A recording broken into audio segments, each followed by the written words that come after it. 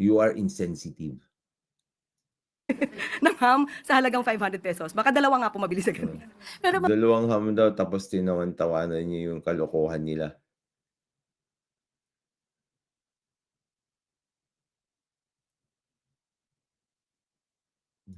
sa tingin nyo, kasya po ba ang 500? Personal ko, kung magkukompute ako, kung bibili ako ng 1 kilo na ham, na mumurahin, hindi yung may brand, pwede. Ham lang. Ham lang.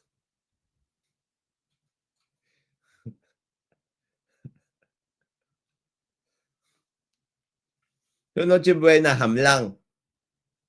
Tinawag mo pang Noche Buena.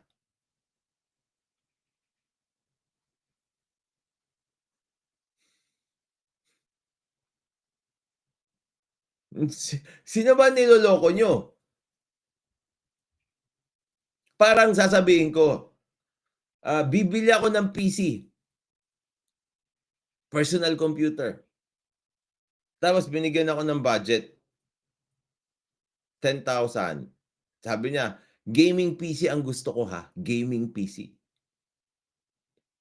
Na makakapagpatakbo ng AAA games.